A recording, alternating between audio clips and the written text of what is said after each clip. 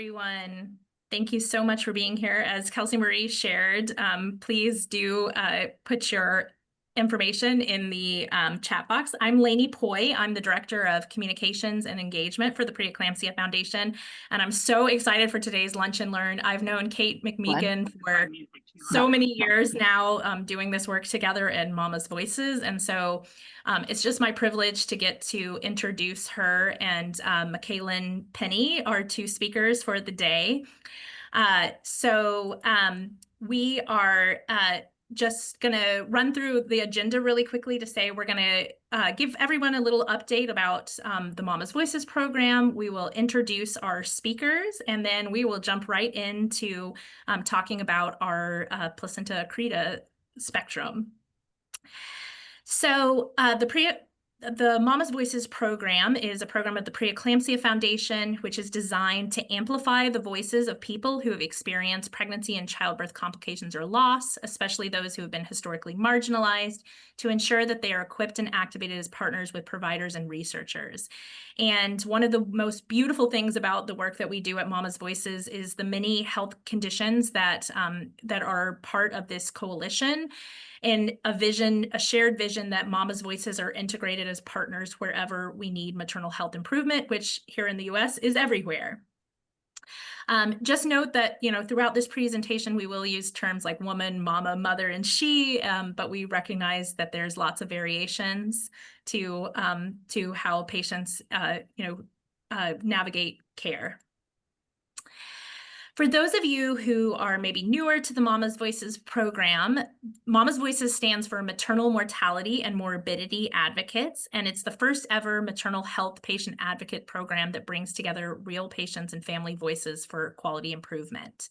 We're made up of over 45 organizations who represent all types of maternal health conditions, and we serve three primary audiences, which include people with lived experiences, like many of those on the call today, healthcare providers who are doing this important work in maternal health quality improvement, and our amazing Mama's Voices partners, which are the patient advocacy organizations that are doing this work in maternal health. And so it's my great privilege to get to work with a lot of you who are Mama's Voices partners and representing all kinds of conditions. And by leveraging and uniting those shared agendas of maternal health organizations, we're more effectively advocating and moving the needle on healthcare practices.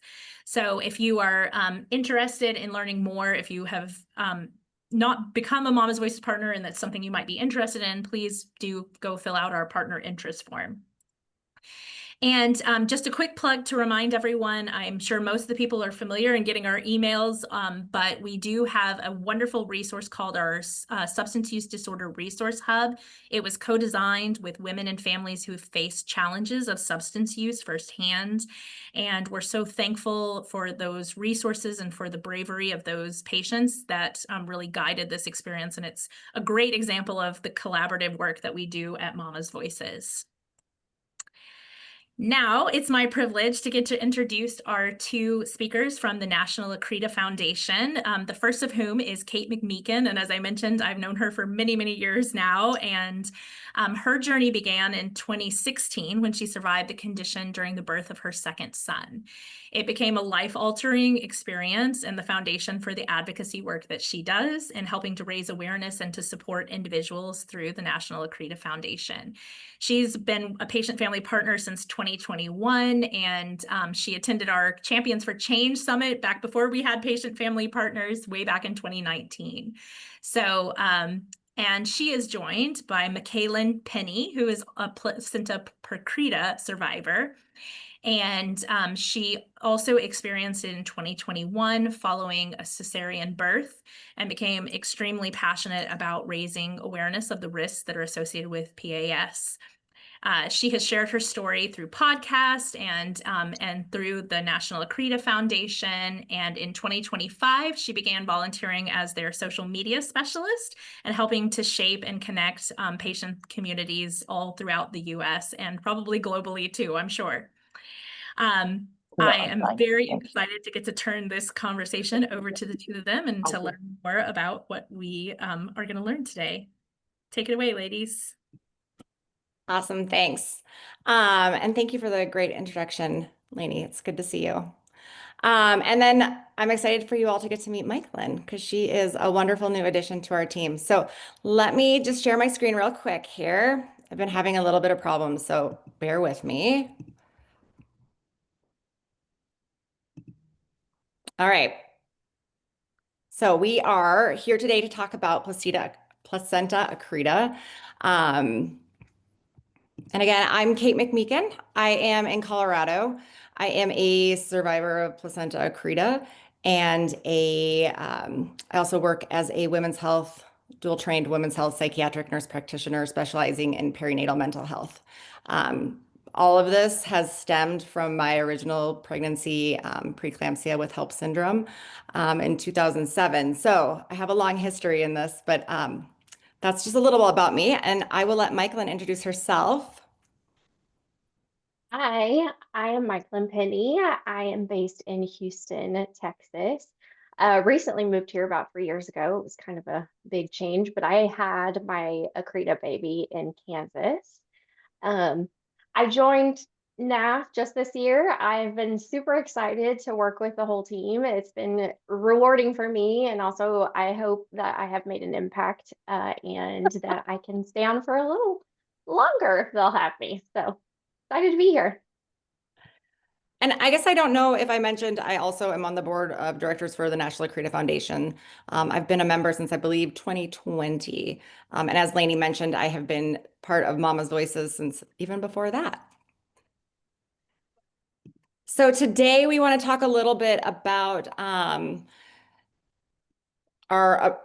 here's our lovely objectives. But we first want to thank you all for being here. Um, Many of you may have heard of Accreta or may know about Accreta. Some maybe this is the first time you've ever heard of it.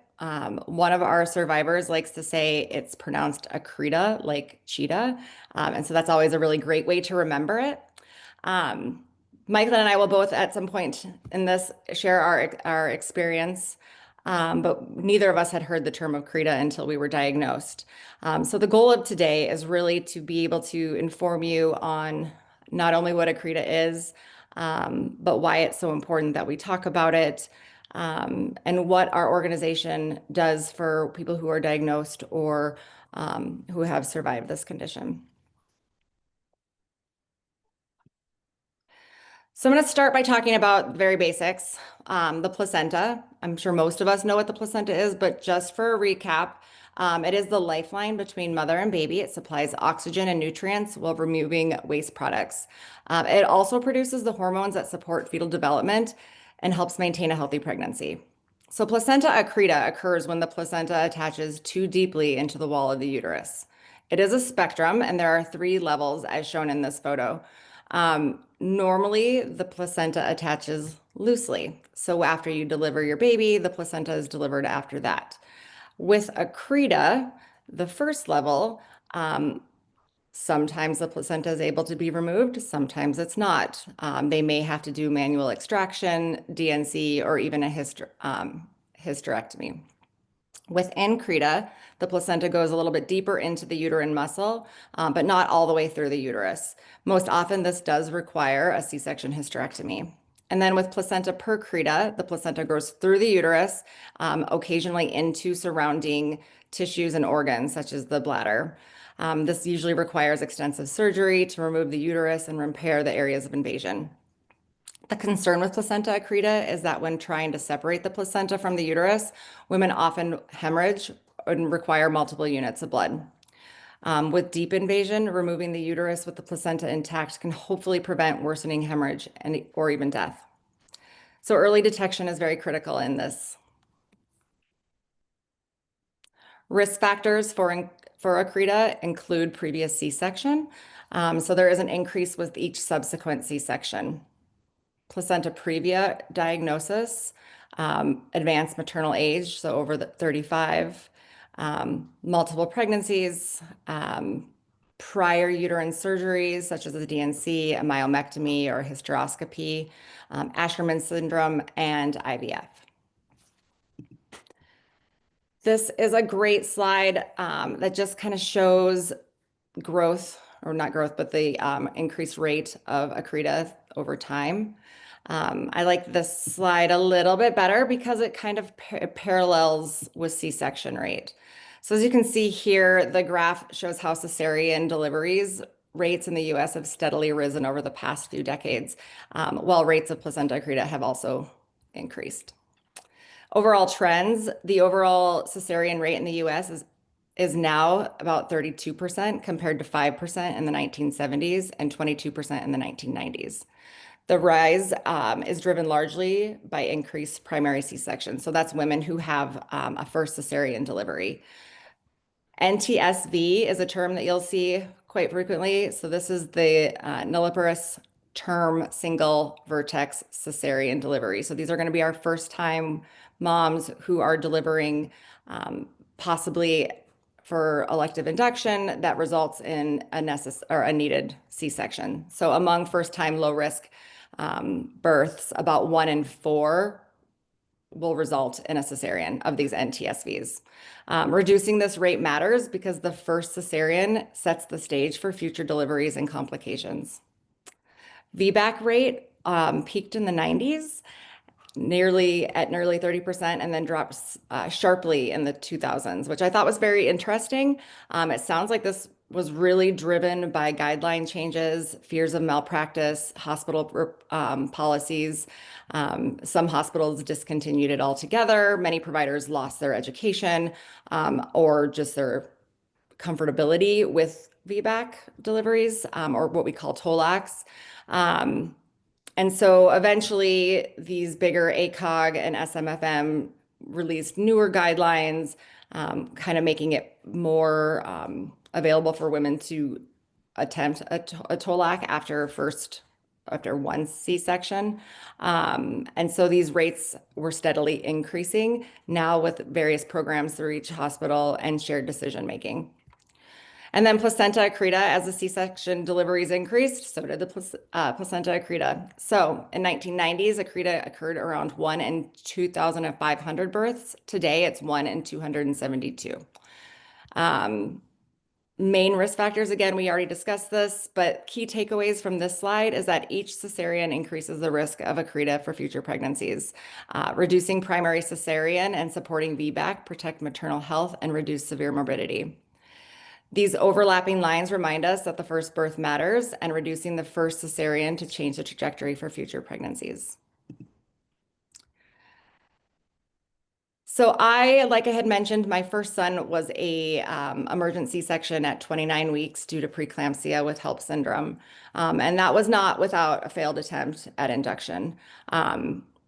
We tried everything, but he did need to be a C-section. And then 9 years later, I found out that I had placenta previa right around 12 weeks.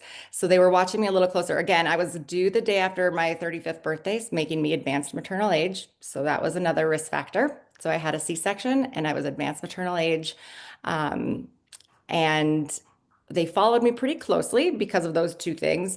The previa that I was diagnosed with. Around 28 weeks, they determined that I had placenta accreta, but they weren't sure the invasion level. So they sent me for MRI, where was confirmed a placenta accreta. My provider and I were able to talk about delivery planning. I was able to not make this a decision, but sort of make the decision on my own to have the hysterectomy. I knew that I'd already had 2 not great pregnancies. I probably shouldn't do this again. And so the option of a hysterectomy was not only going to be safest for me, but it was starting to sit a little bit better with me. On the day of delivery, I was allowed to have my husband with me. Often women are not allowed to. I was able to have him there the entire time for both the C-section and the hysterectomy. Because I was a nurse, I had gone through the rabbit hole of all of the horrifying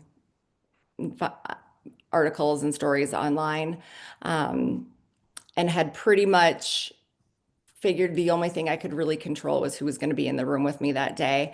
I was able to pick my anesthesia team, which was really great. And I definitely think that having some say and some choice in my delivery options made a huge impact for me. Mykalynn and I were just talking about this the other night. For myself, and this is not very different for everyone, my trauma very much came in those first 2 months before I delivered my son, being scared of not surviving. What would happen if I left my husband with our 2 sons and no mom? What would that look like? And that was terrifying. So surviving, being able to walk away from it, even though my son was born at 35 weeks and spent 11 days in the NICU, that was surviving. That was like, we were not just surviving, we were thriving. And so that was a really big piece of this for me. Mykalynn's story is definitely different. I don't think you're going to have any two Accreta stories that are the same. And mine was 9 years ago, so I always love to let some of our newer moms get to share. So Mykalynn, I'm going to let you share next. Yeah, thanks, Kate. She is 100% right. Through being a volunteer at NAF, I have really had a chance to kind of read the stories that we get, and we'll talk kind of a little bit about that a little bit later. But for me, I was actually part of that first cesarean elective group that we just talked about and we saw on the slides. It I got Accreta with my second baby, and my first one was very much a I don't know if this is actually needed cesarean, which I think kind of fuels a little bit of my fire for NAF in general.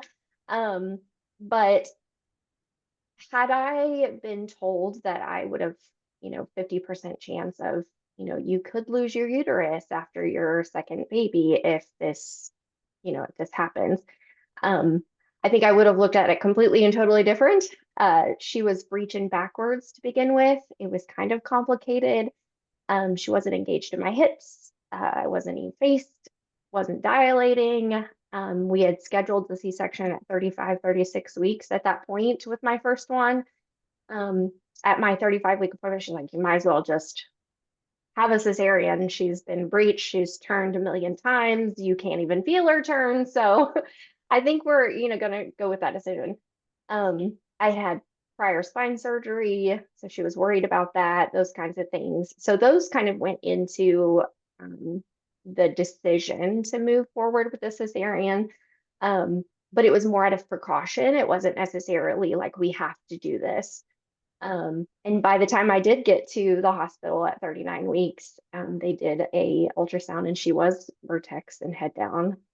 So it was one of those things where she kind of weighed the options, and again, had she told me, oh, well, if you do go about this route, you could get something that could end you in losing your ability to have children over the next however long. We were planning on 3 children. God had a different plan, but everything happened and it was a perfect delivery for my first. Nothing crazy, no, what everybody wants in an elective cesarean. My second baby, which was my Accreta baby, I actually bled at 5 weeks. And then we just thought we were losing my baby. I hadn't had a miscarriage before. It was something that I was prepared for because I had had several friends who had had it. But at 10 weeks, everything was fine. We went in and had an ultrasound. Everything was fine. 10 weeks, I had another small bleed. We did an ultrasound. She said, oh, well, you had a subchorionic hemorrhage. Okay, those are way more common than I thought, but all right. But 2 weeks later, she called me herself. My doctor called me, and I don't think it's ever a good sign when your OB is actually the one talking to you on the other side of the phone. But she called and she said, I think, you have what we're determining as an Accreta, placenta Accreta. She said, do not Google it. I don't want you to Google it. And as soon as someone says that, you're just like, okay, I'm gonna look and try to find it.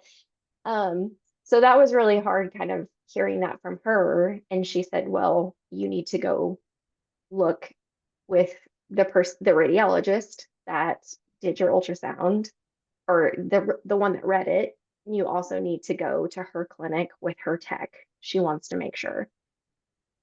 So all of that, we went, found out that I did in fact have placenta accreta, and she said that it could get worse. I had previa already at that point. So she said, it could move out of the way, but I really feel like, you're at the stage where, it could either stop or it could keep going. And so at that point, I was put on pelvic rest. One of the things that a lot of people know about me is I move constantly. There's never a dull moment in my life where I actually sit, except for maybe doing something like this. So taking away that livelihood that I had really kind of hit me mentally. I have a horse that I ride. I couldn't do that. I couldn't lift normally, which is my way of dealing with stress. And I kind of, at that point, the appointment list got really, really long. With the Accretas, you have to have a multiply disciplinary team. Sorry, there's like 20 people in the OR. And when my doctor said that, she was not exaggerating. She said, you're going to have to meet with an oncologist, and you're going to have to meet with the NICU, and you're going to have to meet with the blood bank and the urologist, because we think you're getting to the point of it getting to your bladder. And we did the 34, 36 week mark. She said, you can't go over that. I don't want you to go over that. It tends to end up bad. And I think the only thing that stuck in my head at that point was high mortality rate, which I think every person, when you get diagnosed with Accreta, that's the thing that does stick out. It's fatal to some people. Hemorrhage is another thing that sticks out that I think just personally really hit me, because at the time, it was almost 4 years ago now, and TikTok was a thing, but it really wasn't quite as much as it is now. So YouTube was kind of our, looking at all the stories, seeing the people talking about what they went through. I'll never forget, there was one that I watched that this woman had actually hemorrhaged in the middle of a grocery store. And I think that's probably the highest one on my list that was like, I don't want to do this, so with Accreta, I think there's a lot of preparation to be had. And if it is not prepared for, it does tend to hit you a little bit different. While it does hit you as you prepare, you get kind of stressed. The things start to happen. You kind of just lose control. And like Kate was saying, it's one of those things where you have to try to focus on things that you can control. And one of those things was, meeting with the team, making sure I felt comfortable with who was going to be in my surgery, who was going to be talking to me. Was my husband okay with what was going on? As much as he probably could be. And I didn't have another bleed until the point of delivering her. We did an MRI. It had gotten to sit on my bladder. They thought it was actually going through, but thank you, Lord, in heaven, it was actually just resting on it.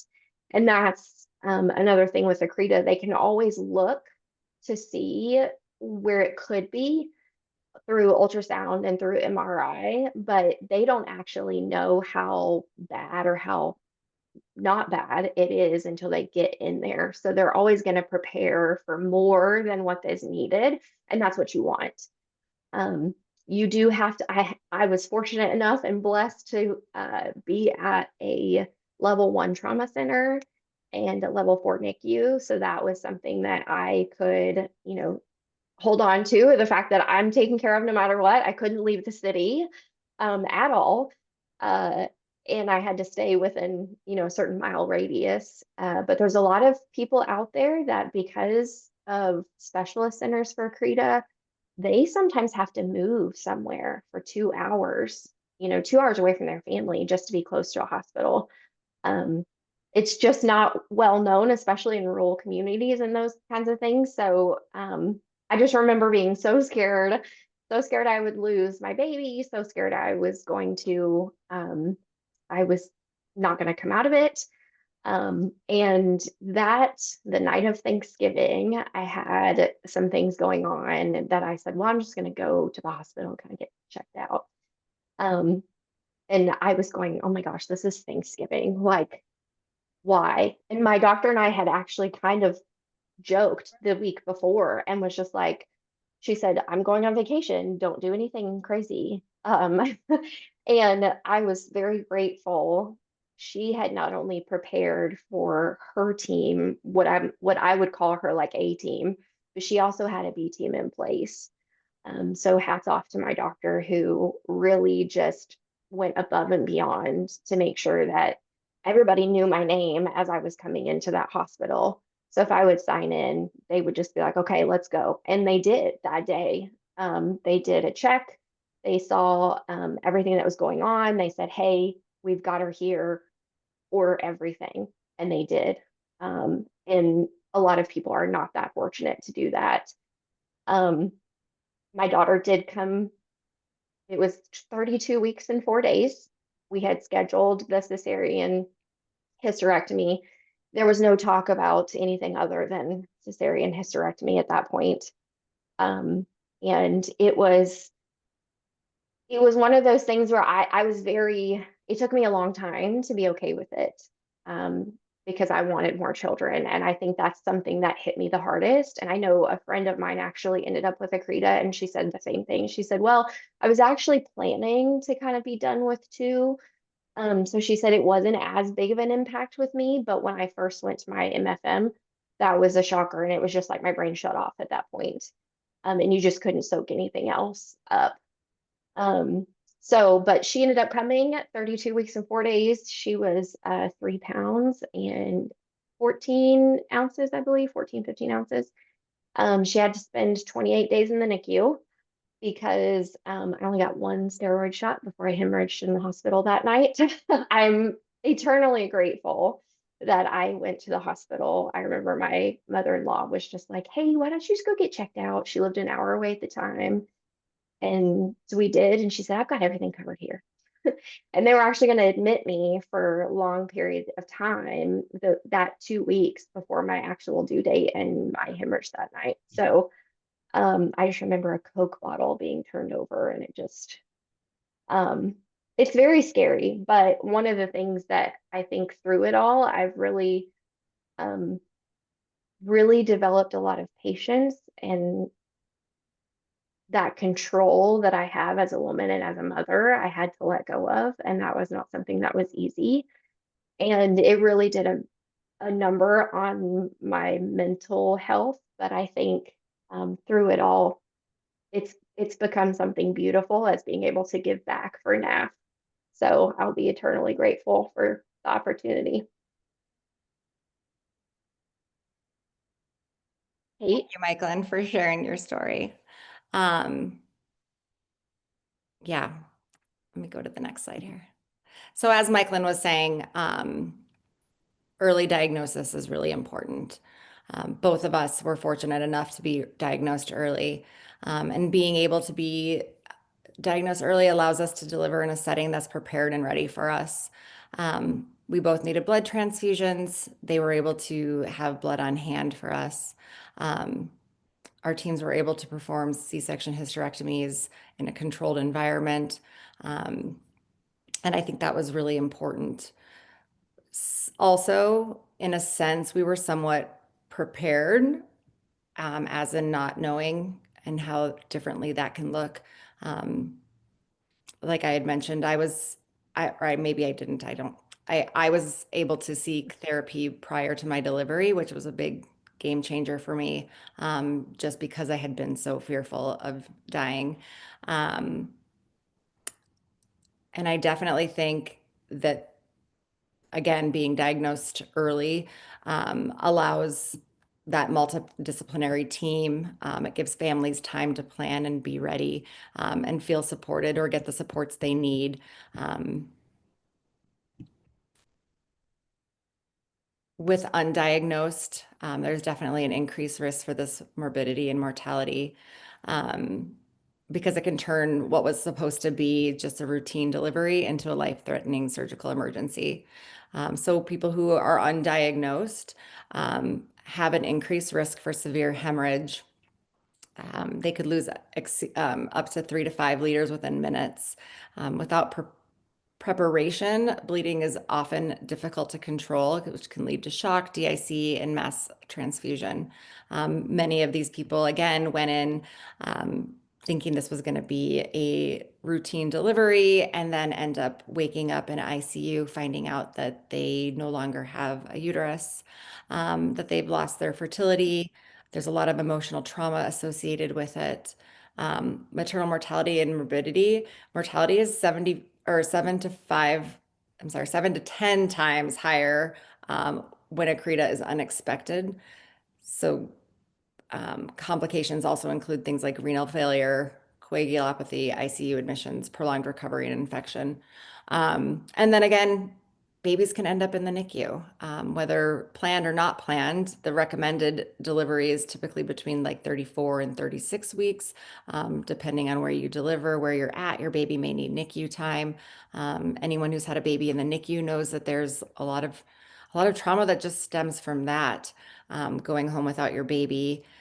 Many of these patients who are undiagnosed are not awake for several days. Their partners are the first person to hold the baby. Family members are seeing pictures of the baby before they've even been able to. So there's a lot of things that come with the undiagnosed.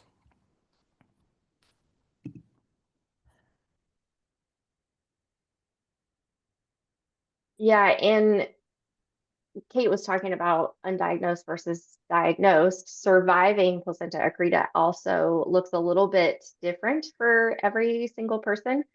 But also there's almost two sides.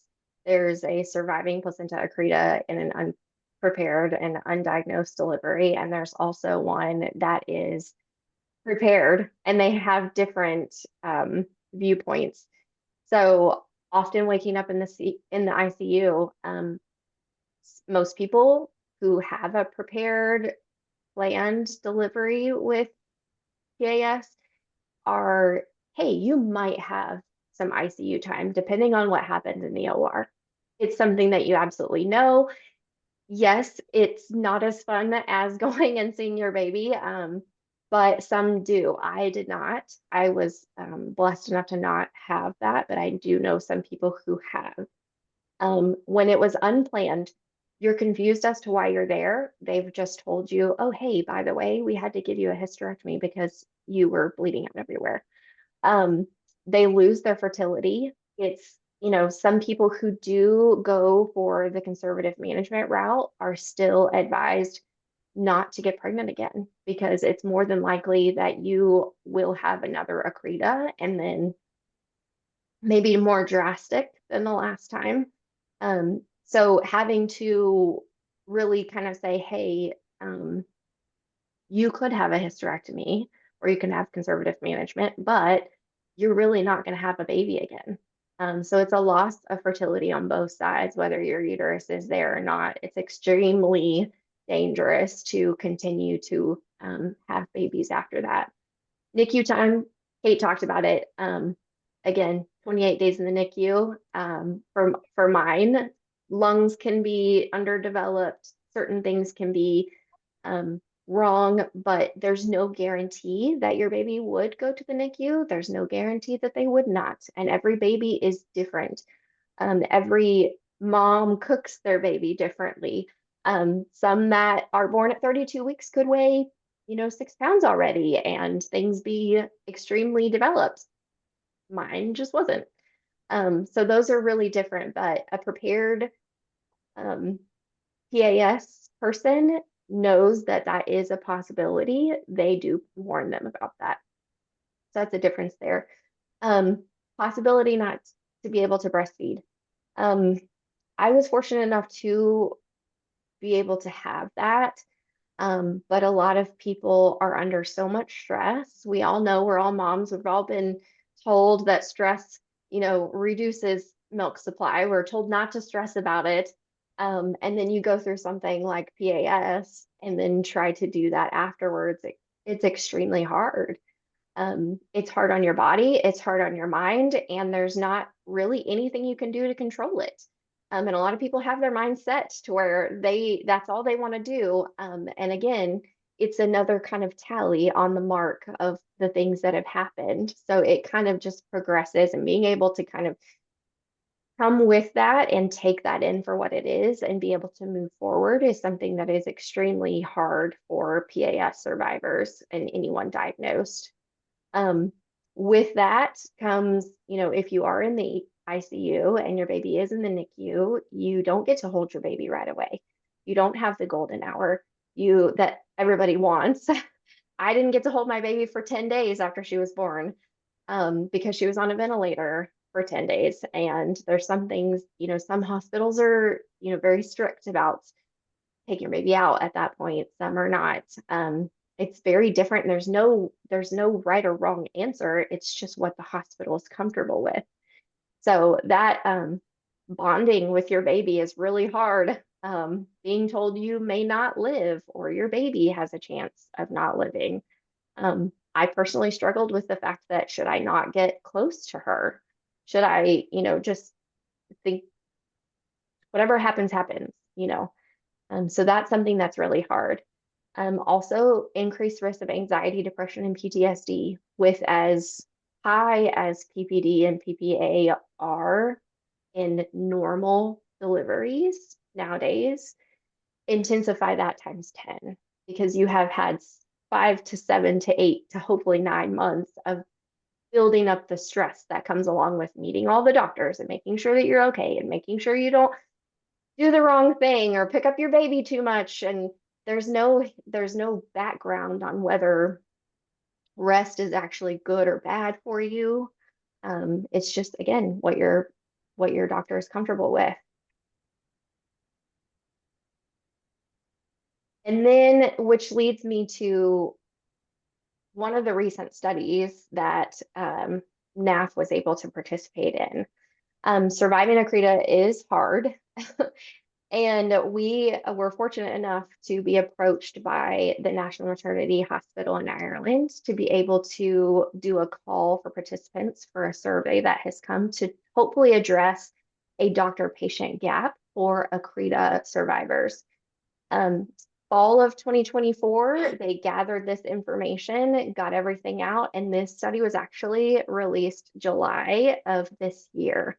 So we're really excited for that. During that, they ended up calling it patient-centered care for placenta accreta spectrum, exploring implementation of recommendations based on reported patient and healthcare provider experiences. So they wanted to kind of see, where is the patient at mentally, physically, how do they feel? How is everything coming off of that, to how can doctors better help and support those Accreta survivors? And out of 155 patients that were surveyed and 89 healthcare providers, they did have some highlights that we'll go over. But the conclusion as a whole is, previously published recommendations are strongly desired by patients, right? With positive experiences where these are offered, right? Postpartum care, typical things that you do after a cesarean, those things are great, but there could be missing something else. Healthcare providers acknowledge the value and need for supportive care, with barriers to implementation, including cost, limited resources, and we suggest practical low-cost measures to overcome these gaps. So what they wanted to do is that we would hope that this would be a step to identifying those types of needs for survivors and doctors to be able to bridge the gap and give them ideas for implementation.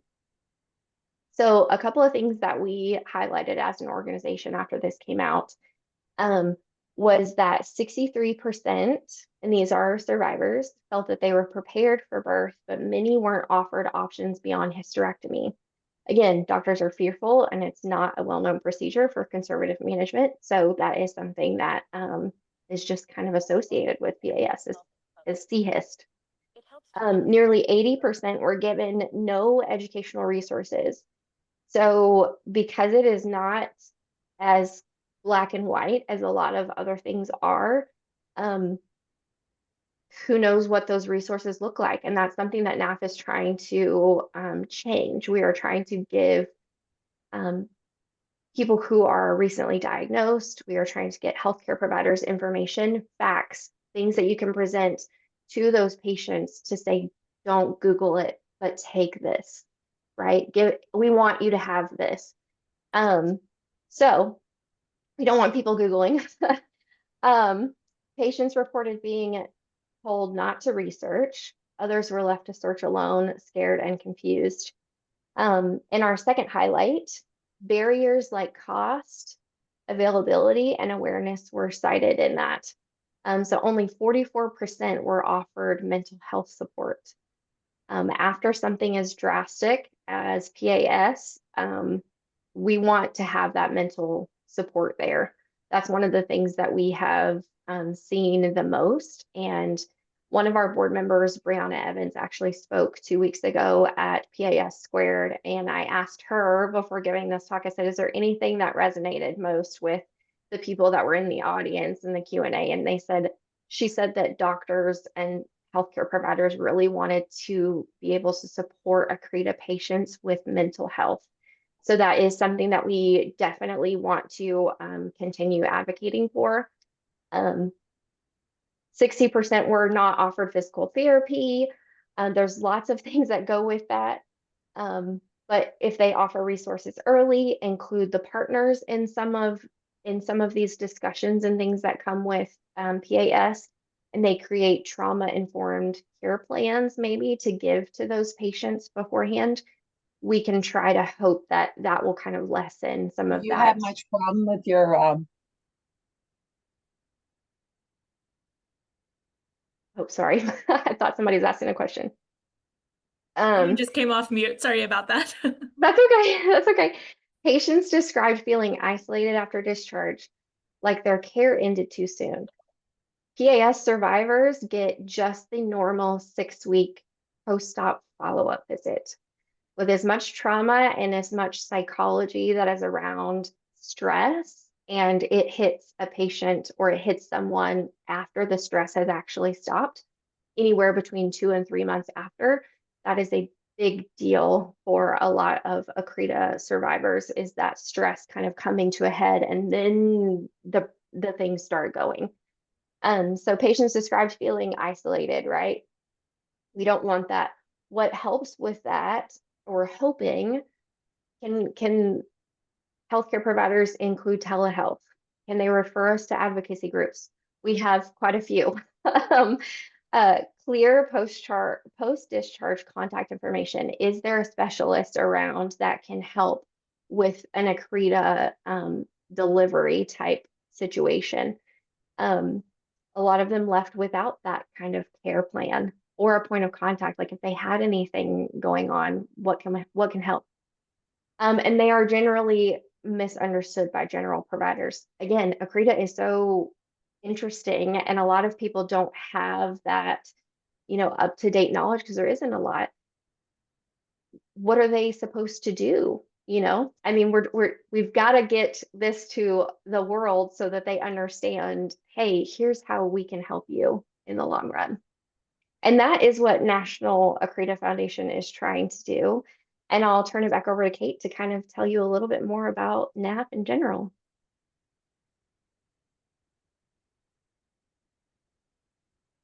Kate, you're muted. Thank you. So National Accreta Foundation was founded in 2017. Our mission is amplifying the experience of those impacted by placenta accreta spectrum, or PAS, to improve quality care and patient outcomes. Our focus is increasing awareness on accreta and cesarean overuse, advocating for moms and babies, and connecting patients and providers with resources to help them improve quality of care. Our resources, if you've never been to our website, I put the website up here. It's a great one. We have so many great stories from patients. We have a Accreta Expert Series. Kristen, our president, has done many expert series with MFM Accreta specialists who over various topics over the years. So you can find recordings of these, which are very helpful. Specific journals that we have been included in or that we've been part of for the research. And then we also offer support and safe space. So there's also, I should say, on our website, there's going to be information for providers as well as patients for additional resources. And then we offer support in a safe space. We have several Facebook groups, story banks where patients or individuals can share their story through our website, and it gets banked so that if anyone's looking for speakers or other survivors to share their story or connect with, we are able to help connect them through that. And then the Accreta Connection. So going back to the mental health side that Mykalynn was speaking on, we have a support group that meets monthly, and I will talk a little bit more about that here in a moment. But we do offer several places for individuals to meet and ask questions. Again, we have these patient surveys, like Mykalynn had gone over in that last study. And then, like I was talking about, this Accreta Connection. So Accreta Connection was started a year and a half ago. We meet the first Saturday of every month. It is hosted by myself and Molly, who is a licensed social worker. It is a psychoeducation group. It does not replace individual therapy, but it's designed for individuals who have been diagnosed or who have already delivered to kind of help support each other. Our first year in 2024, we had 122 individuals that registered. Just this last year, we had 248 register. So we are definitely needing or seeing the need for the support in our community, and we do plan to continue to grow this. So here's ways you can help us.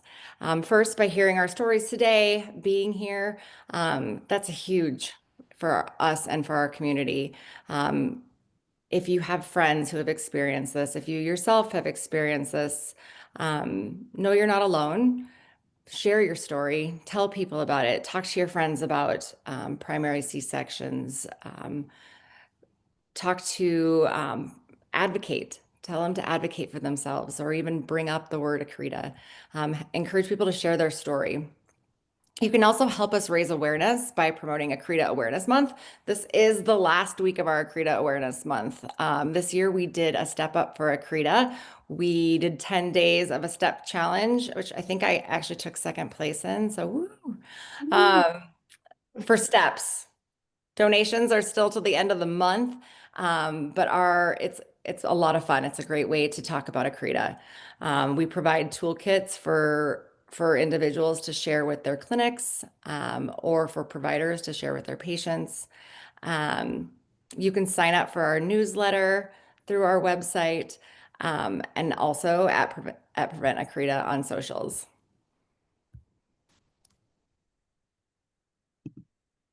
And that really brings us to at the end. This is a little bit of old picture, but this is my Accreta baby Knowles. He's 9 now. And Mykalynn, I'll let you share yours. Yeah, that is Nora. She is about to turn 4 this year, the day before Thanksgiving. So a lot to be thankful for this year. I also have a Thanksgiving turkey, so I love that. Oh, yay! Yes. That's great. I love the Thanksgiving turkey. Yes, I honestly was so mortified to go to the hospital on Thanksgiving because I said, "Oh my gosh, this is like going to the hospital after you have an accident on July 4th." Like, Right. Yes. you can't do that. Exactly. Yes. I was So, thinking exactly that same thing. I was like, oh my yeah, gosh, everybody wants to go home for Thanksgiving turkey, and yes, here I am in the hospital having to be tended yes, to. yes. So if you want, you can put questions in the chat. You can also, we're a community. So if you want to come off mute and ask our speaker something, we absolutely would love that. Oh, I love that. Kara in the comments, she said that the NAF support group, Accreta Connection series, was the most helpful thing for her mental health. I had my doctor offering general mental health support, but I didn't know where they would send me if I said I was interested. My therapist was nice and experienced in maternal trauma, and I have a supportive family, but they didn't quite understand until I explained it. The support group helped me a ton. Try it if you're thinking about it. There's just something about people who have experienced placenta accreta as well as you connecting with them. It's a different ballgame. I can Um, imagine, they just know. I was chatting with our team, with our Mama's Voices team, about the fact that one of the challenges for those who are diagnosed before delivery, is sort of knowing that the train is coming down the track, and the unique dread that you guys really Mhm. so perfectly and beautifully sort of encapsulated, and just knowing that you've got somebody else who's been through that and come out the other side. I can imagine that's exactly like why we amplify stories in the way that we do. Yeah, for sure. If there is one action that our community here today could take to help support Credo Awareness Month, Kate, or what would that be? What would you like them to do? That's a tough one, and I apologize. My dog is getting antsy and he's barking in the background. So, honestly, tell your friends, talk about it. Yeah. Make it so that the first time they hear Accreta isn't the first time they're diagnosed, um, so that we can advocate for ourselves. Like Mykalynn said with her first delivery, had she known what she knows now, she maybe would have pushed harder to not have had that primary C-section. Um, Advocate, just talk about it, really. I love that. I love that. And I just have to say, like, you guys, please go follow NAF on the socials. They have a great community, and grab some of those graphics, share it out on your own channels. It's one of the best things that we can do to just get the word Accreta out there into the community. And Natalie just asked, what work is being done to improve pre-delivery diagnosis rates beyond that 50%? Which, Kristen, thank you for sharing in the chat. Honestly, I we need to be talking more about screenings earlier on in pregnancy. So if individuals have increased risks, they should be getting referred for higher risk ultrasounds. Not always can these be caught. Definitely when they are on the posterior or harder to visualize.